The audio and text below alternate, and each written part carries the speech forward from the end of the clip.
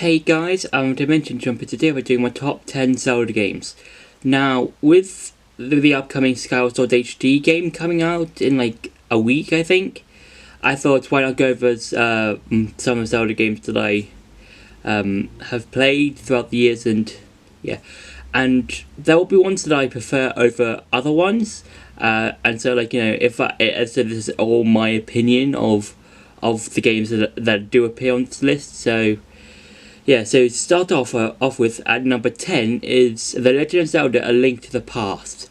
Now, I'm not a really big fan of this game. It's like, there are some parts there are some things in A Link to the Past that I do like. I enjoyed some of the bosses. I enjoy some of the interactions you have with some of the characters. I enjoyed some of the items, but I just don't like the main. I just find it a bit boring, kind of, because like with the main villain Aghanim, I don't really feel a sense of threat from him, because he only appears a couple of times, and then that's it. Then he just switched out to Ganon at the very end, and I don't really find him that intimidating, because like if you look at other villains like Majora, at least with that character or that villain, you can feel a sense of threat from it, and you can see some of the things that he's done over the course of the game. Like he turned Link into a Deku Scrub. He managed to summon the moon, and also turned a man into a child. And yeah, he was attached to the Skull Kid at the time, and the Skull Kid's mischievousness, I think that's a word, was kind of like enhanced from it. And yeah, but still, that's still interesting villain, more to Aghanim, and it would have been better if it's like, if the plot was a bit more polished, and that Aghanim was more of a threat, and you could feel that threat more in the game. For number 9 is The Legend of Zelda: The Wind Waker, and as well as this HD version. Now, with this game, I feel like out of all the 3D games, all the 3D Zelda games, I feel like it's the weakest one, the weakest 3D Zelda game, because I feel like it's a bit too short in terms of how long, if you go from the very beginning of the game to the end of the game without doing any of the side quests. And I feel like it's a bit short. It would have been better, I feel like, if we had a few more dungeons, maybe one or two, maybe around the time when we had to upgrade the Master Sword again to make sure that it's fully powered up again. It would have been nice if there was like a few more dungeons around that point, because if you look at the main dungeons, we've got the first two, which is basically the pearl collecting ones. Then we've got the Tower of Gods, and then we've got the two sage ones, and then we've got the final one, which is about 6 or 7, depending on if I've missed one. And then there's everything else, and I feel like I do enjoy a lot of the things in the game. I feel like the interactions with Link and Tetra are quite nice, and I do enjoy that. I feel like that Ganondorf is a real cool and interesting version of Ganondorf, and there are some moments that I feel like it could have been better. And also with the Triforce Shard quest, I think a way that could have been improved is that, let's say, half the shards of the Triforce quest were in the water and you had to find them, and let's say the other half was in, let's say, 2 dungeons, 1 or 2 dungeons, so we have to go and get, and then we can get those Triforce shards. And yeah, it would have been nice if the game had a few more dungeons, in my opinion, but it's still an enjoyable game nonetheless. For number 8 is The Legend of Zelda: Majora's Mask. Now, this was a bit lower. I think this was like I think around number 9th spot, but it's kind of like grown on me. It's grown on me a bit, Majora's Mask, but it's still quite low on this list. I'm not saying it's a bad game per se. I do enjoy the game. It's just that I feel like a lot of things you do is quite repetitive in terms of in terms of the 3D system, because I think that I think that just the game is just like, it's a bit of a hit. I think it's a bit of a hit and miss for me. I think that's what I'm trying to say. It's a bit of hit and miss. I think again with the Wind Waker, if it had like one or two more extra dungeons, it would have possibly gone up a bit. But I do enjoy a lot of things in that.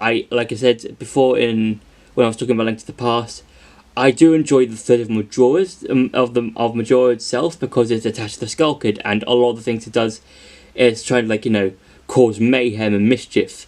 And I do like at the end when you feed all the giants, it detaches itself from the Skull Kid, and it's just like its own entity, its own being, and that's a really cool thing.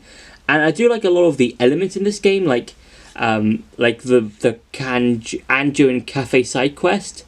That's like a really cool concept in terms of how you use the in-game mechanics, like the whole 3-day system. And I really love all of the masks. I like using a bunch of them. And yeah, I think that if the game had one or two extra dungeons, it would have possibly it would have gone up. Let's say I think like 2 spaces in my opinion.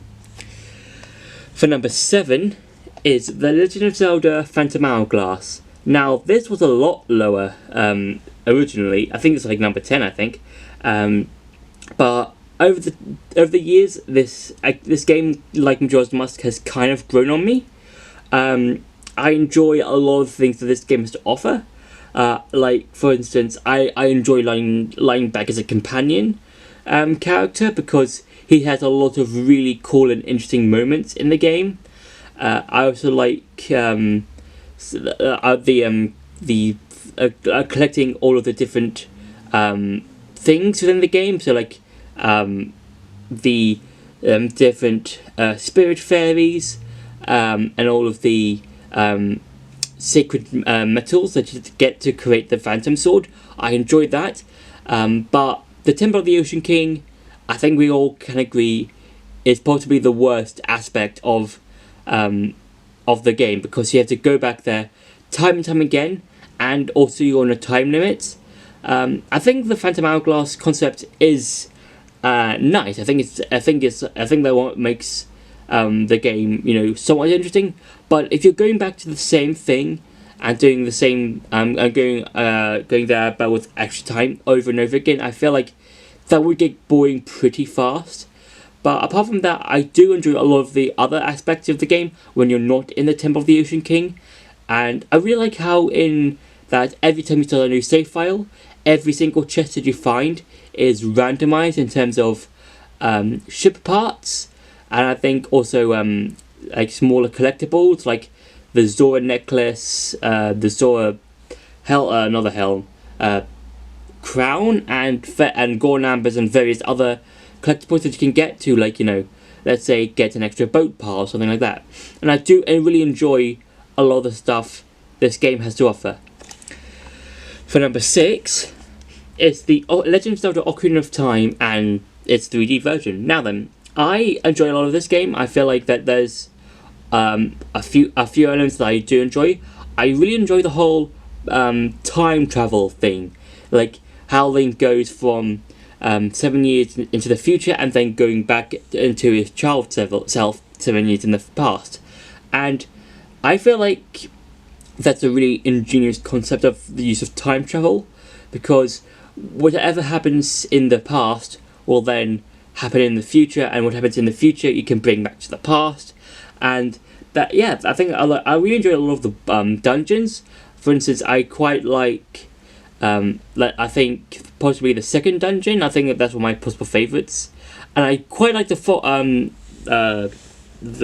forest temple, the fourth dungeon in the game. I think, unless I said I disliked it in my Let's Play video, in Let's Play, so when I was talking about it. But if I said I don't like disliked it, I would say I've more on the path like I enjoy it. And I do enjoy a lot of the bosses. I feel like there are some really excellent boss fights, like with Phantom Ganon. I feel like Phantom Ganon is a really interesting and challenging boss, because you don't know where which painting Phantom Ganon is going to come out of, and that's really genius. And with the 3DS version, I do like how you can use the 3D on the 3DS to like go into 3 dimensions and just like see it like you would see like a 3D movie. But if you're using the 3D, I would say don't use it all the time. I would just say use it sometimes and then turn it off after like a few minutes. So yeah. For number 5 is The Legend of Zelda: A Link Between Worlds. Now, I feel like this is a better version of A Link to the Past, mainly because I feel like there are a lot of aspects that this game carries over from A Link to the Past, but this does it better.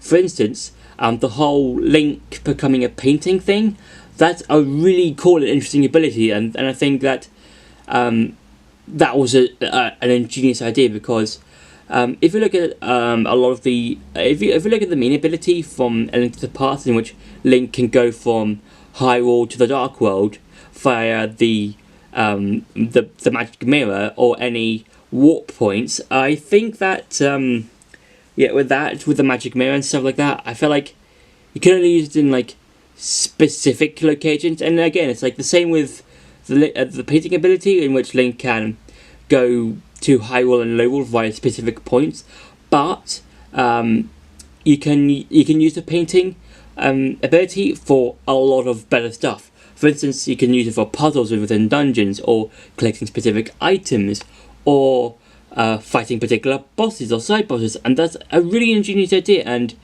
I feel like that was sort of missing for me from A Link to the Past when I played that game, because it's just Link just fighting bosses, and then he's back in Hyrule.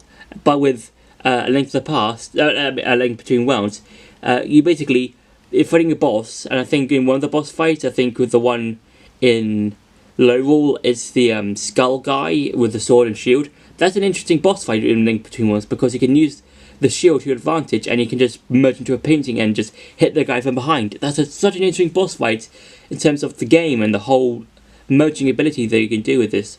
And I do like how you can rent items. It's a nice thing. You can like rent items from Mario, and you can then later buy them. The only downside about the items is that all of them use magic. It would have been nice if some items used magic and some items didn't. So let's say the fire and ice rods, and let's say the whirlwind rod, let's say those use magic, but then let's say for the other ones they didn't use magic. It would be nice if like some items used magic and some others didn't. It would have been nice if that was sort of thing, but I still really enjoy Link Between Worlds. For number 4 is The Legend of Zelda Breath of the Wild. Now, I really enjoy the whole open world aspect of this game. I feel like this is a game that's really refreshing in terms of story, characters, the world, and the lore that this game brings into this Zelda series, because there's a lot of interesting stuff. Like, I do enjoy how this takes place 10,000 years in the future in terms of the timeline, because if you look at all the other games, they're placed in specific parts. So Skyward Sword is at the very beginning, Spirit Tracks the end of the adult timeline, Majora's Mask is the beginning of the child timeline, yeah. And then with the other ones, it's just like you can basically place them where each one is. But with a Breath of the Wild, it's like a really cool concept of how it's placed and what happened to get to this moment. And I enjoy a lot of the things that this game has to offer. But there are some things that I don't like. Like, for one of the things that I do like about the game is all the shrines, because they're basically mini dungeons, but you basically do different things, like, puzzles, test of strengths, or blessing ones. And those are really cool ones, because you can basically just do one and then go into the next one. And I really like how, in order to activate the world and get every single location added, you can go to the Chica Towers and basically activate different parts of the world map. There's another thing I quite like, but one of the things I don't like is possibly the divine beasts. They're nice, they're enjoyable. It's just that they're pretty much the same thing, but with a different element. Like you got fire, wind, electricity, and water. And you've also got the same thing for the bosses, in which they're pretty much the same thing as the respective divine beasts. The only challenging one that I found in the game in terms of the blights was Thunderblade Ganon. That was possibly the only challenging divine beast boss in the game. And I also enjoyed the DLC that this game had. So that was Trial of the Sword and the Champion's Ballad. I do enjoy those things because they bring extra content to this to the game, and with Champion's Ballad, extra story stuff, and I just really enjoy the game, and I really can't wait for the sequel. For number 3 is The Legend of Zelda Twilight Princess.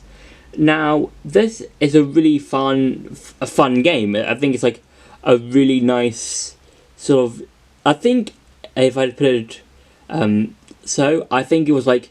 I think it's a nice introduction to the Zelda series if you're a new fan. So if you're a new fan, I would say play Twilight Princess or maybe Ocarina of Time as like your first few Zelda games as introduced to the game, so you can like get used to like, oh, these are these characters, this is who the main character is, who's the main villain, and this is what happens in between. And each boss fight is so different and feels very unique to the game, because like you've got a boss in which you have to use the Gale Boomerang to use on 2 giant Deku Babas until you can attack the main body. You've got a boss that's completely frozen in ice. You've got a giant spider that can fire laser beams. You've got the main villain, Ganondorf. And you've got so many other villains in between, or main bosses, that is really enjoyable. And I really like Minda. I think Minda is a nice character because she feels like a character that fits into the series and into the game in particular. And her story within the game is probably one of the best ones in terms of a side character and as well as a companion, because of how much she's been through with Zant and her entire tribe. And I think there's like a really good sort of like dark in terms of story Zelda game. And there are people saying that if you're looking at the Wii version, I think that the brightness they couldn't really do, they couldn't really see that a lot of the time, and it was like because of the darkness, and I think it's something to do with the sun. That's what I've heard, but I didn't really find a problem with that. I just didn't really find that many problems when I was playing the game, but I enjoy the game. And I do like how if you either play the GameCube version, the Wii version, or the Wii U version, you can like play in different modes. So with the for the GameCube and Wii U versions, if you play on those 2 modes, I think if you play on normal mode for the Wii U version, it's basically flipped. But if you're playing the Wii version or hero mode on the Wii U version, it's basically it'll be like Link will use the sword in his right hand rather than his left, and that's a really cool concept to that's a really cool thing to bring in the game. For number 2 is The Legend of Zelda Spirit Tracks. Now originally this was my number 1 spot, but then it got overtook by the game that I'll talk about in a bit. But I enjoy a lot of things that Spirit Tracks brings, because I think it's a better Phantom Hourglass, kind of like how A Link Between Worlds is a better A Link to the Past. And I enjoy a lot of the things that I enjoy like a lot of the things that this game has. For instance, I do like a lot of the items in this game, and that you can use the microphone for some of the items, like the whirlwind and the spirit flute. That's a really cool and nice way of the microphone, because you can because you feel like you're doing you're using those items when you use them, instead of just pressing if you're playing Ocarina of Time 3D or the original, you're just pressing up one or like right, left, up, down, or something like that. And that, I think that's like what makes the game nice and interesting, is like you can basically do a lot of these puzzles in creative ways and use different things. And with the Tale of Spirits, I think it's a better the Temple of the Ocean King, mainly because you don't repeat the same puzzles over again. You might do it if you're like trying to collect some chests. If you, let's say there was a chest in a particular room in, let's say, one of the lower floors that you weren't able to get in like the early part of the game, then later you might be able to get that particular chest with your new item, and that's really interesting because you can like use your new items to like do various stuff and do old puzzles that you couldn't do before in new ways. And I do enjoy some of the bosses in this game. I do like the final boss because it's possibly it's basically one of the few times when Link and Zelda basically tag team, and it kind of reminds me of the tag team boss fight in the Wind Waker when Link and Zelda, who was originally Tetra, basically tag team together and basically try and defeat Ganondorf together. And if I would like to see a Link and Zelda tag team in Breath of the Wild in the final boss and against Ganondorf, and that'd be really, really cool and interesting. And for number 1 is The Legend of Zelda Skyward Sword. Now, what I really love about Skyward Sword is basically pretty much everything this game brings to the table. Like I enjoy the characters, the items, the boss fights, the temples, and like some of the characters and the side quests and stuff like that. And I just really enjoy how this game becomes the very first Zelda game, and the origins of like Hyrule, the Master Sword, Ganondorf, the future incarnations of both Link and Zelda. And I just enjoy it. I just love this game so much. And probably one of my favourite bits about this game is probably the Sacred Flames quest, which is basically about halfway throughout the game. And I just really love this game. This is the game that fully cemented my love for the series, and I think it's possibly my all-time favourite because I just enjoy a lot of things. This game has. Like, I really enjoy the character of Fi, or Fi, depending on who you ask, because she is possibly the only character to appear in 2 games, that being in Skyward Sword, and also as a cameo appearance, sort of, in Breath of the Wild.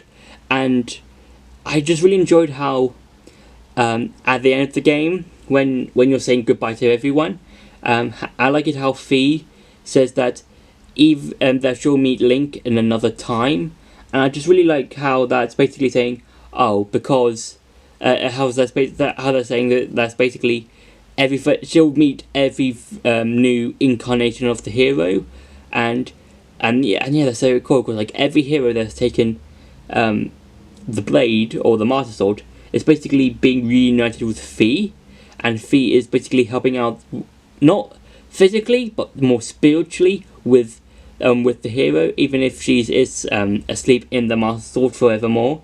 But I would really love it if she made her return in Breath of the Wild 2, just so that she can like help out Link within Breath of the Wild 2 and help him defeat Ganondorf once and for all. If Nintendo are going their way in terms of whether they're going with Breath of the Wild 2.